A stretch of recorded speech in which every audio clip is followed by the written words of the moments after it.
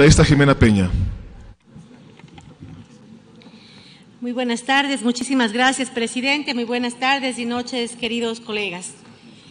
Kofi Annan señala que la corrupción socava la democracia. La corrupción es un fenómeno político, económico y social presente en países ricos y pobres.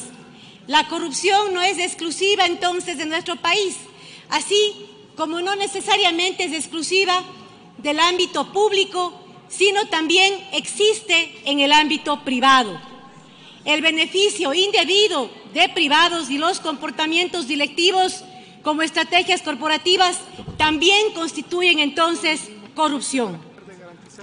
Queridos colegas, quisiera en esta tarde conversarles un poco los antecedentes de este proyecto de ley que nos encontramos debatiendo ya en segundo debate. Este proyecto nace luego de un lamentable veto total a una ley anticorrupción que fue aprobada por el Pleno de esta Asamblea con 107 votos. Luego de este veto total, el Ejecutivo presenta un nuevo proyecto de ley anticorrupción y protección al denunciante que básicamente tiene 6 artículos, 2 disposiciones y que reforma 3 normas vigentes aquí en el país. De acuerdo a la resolución del Consejo de Administración de la Legislatura, luego que se recibiera el proyecto del Ejecutivo, también se recibió el proyecto del asambleísta Wilma Andrade. Fue decisión del CAL entonces que la comisión unifique estos 2 proyectos de ley y es pues realmente lo que se ha estado debatiendo hasta esta instancia en la que estamos iniciando el segundo debate. Quisiéramos hablar, colegas, un poco del contexto en el que estamos debatiendo este proyecto de ley. De acuerdo a cifras del Foro Económico Mundial, el costo anual de la corrupción es de $2.000 millones y puede ser hasta un 5% del Producto Interno Bruto mundial.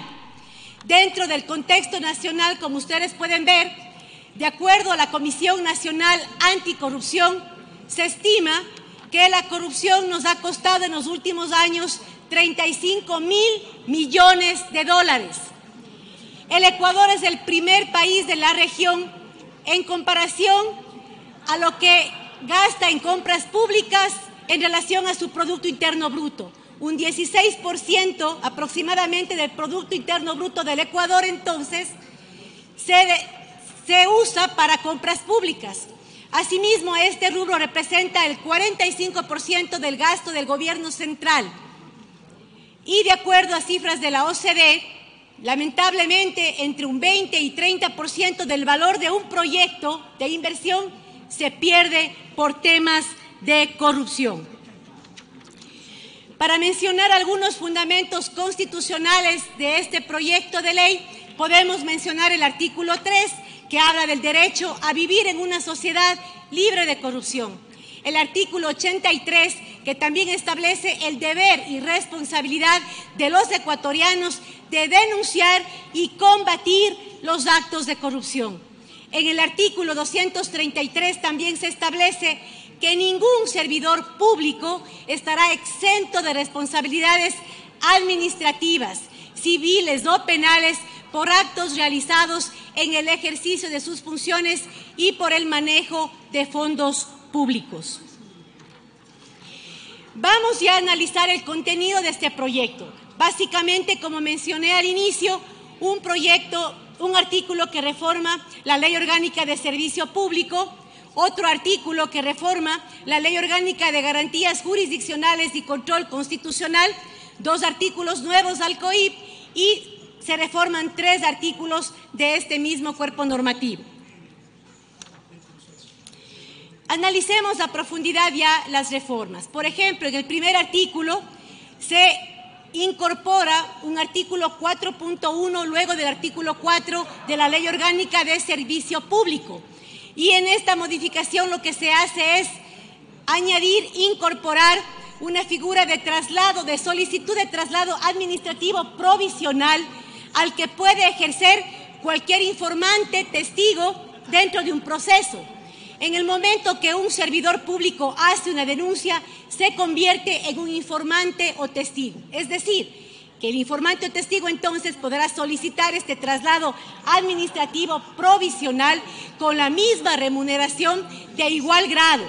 En caso de que no se pueda dar este traslado administrativo, asimismo, el funcionario que denuncia puede solicitar una licencia con remuneración, manteniendo su derecho a la antigüedad, a su carrera y también sus beneficios de seguridad social.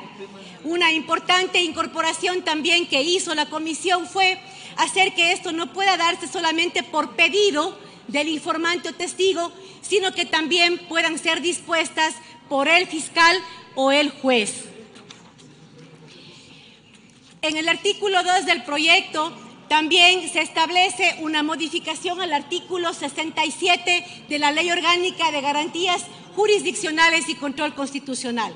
Básicamente lo que se hace es, se elimina el párrafo 2 de este artículo y se incorporan los últimos 3 párrafos del artículo 11 de la Constitución.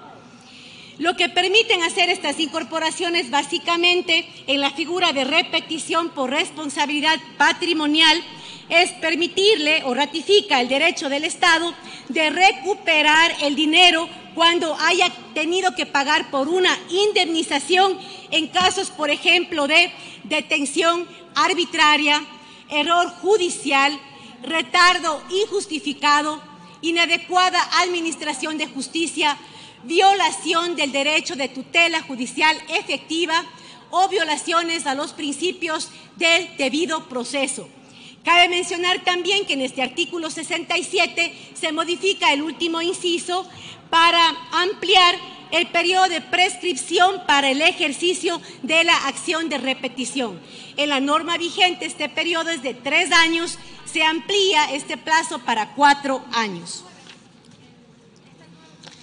En cuanto a las reformas al Código Orgánico Integral Penal, se introduce la figura de reserva de identidad, mejor dicho, se amplía la figura de reserva de identidad en el artículo 427, incorporando un inciso que habla de la reserva de la identidad del denunciante en casos de corrupción o crimen organizado.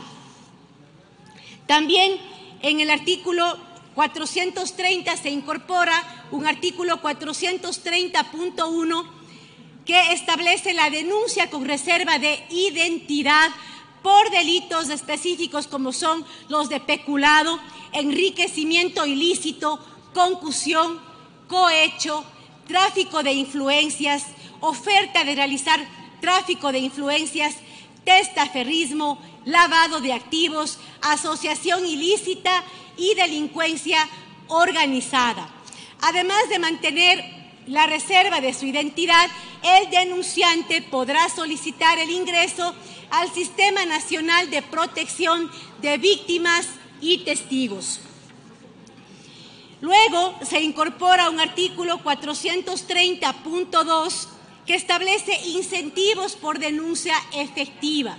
Es decir, además de darle la posibilidad al denunciante de pedir un cambio de posición, de tener una licencia con salario, también se le da la posibilidad, en caso de que esta denuncia signifique la recuperación de bienes, dinero, fondos al Estado, la posibilidad de tener un 20% de lo recuperado. Importante mencionar que solamente se podrá acceder a este rubro cuando la persona que denuncia no haya participado en la comisión de la infracción. Este artículo es muy importante, queridos colegas, porque nos permite dar respuesta a lo que dice la gente en la calle. Está bien que haya gente detenida, hay algunas personas que también están prófugas, pero la gente pregunta, ¿dónde está el dinero de lo robado? Y me parece que este artículo es importante, en efecto, para darle una respuesta a este ciudadano desde la Asamblea Nacional, desde el ámbito de nuestras competencias, incorporando este artículo, insisto, que nos permite generar este incentivo para el denunciante. Luego, también tenemos modificaciones al artículo 491 sobre la cooperación eficaz.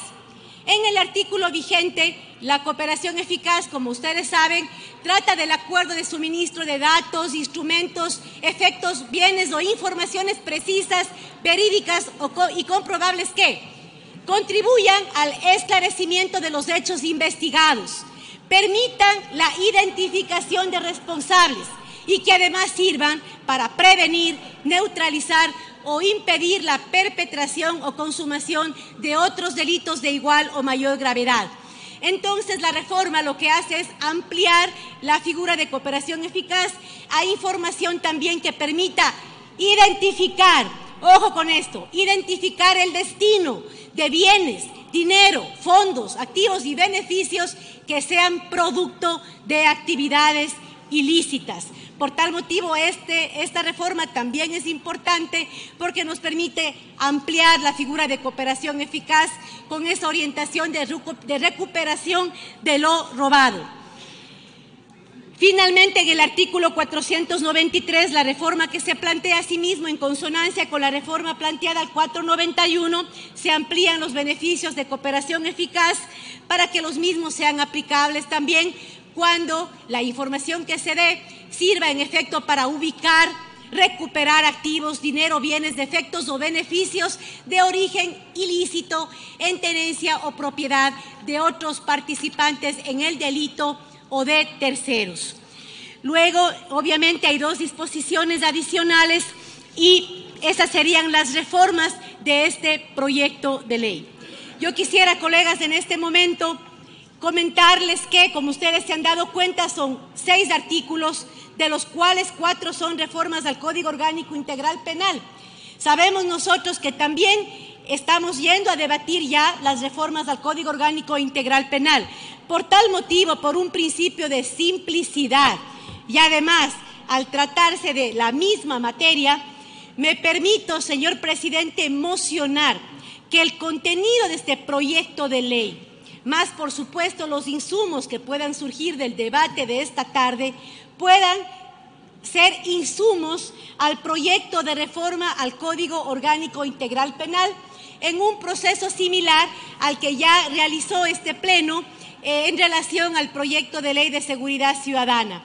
Es decir, que me permito solicitar, presidente, que se vote la moción de que, insisto nuevamente, el contenido de este proyecto más los insumos que puedan surgir en la noche de hoy puedan incorporarse como insumo al proyecto de reforma del Código Orgánico Integral Penal. Muchísimas gracias, presidente. Muchas gracias, colegas.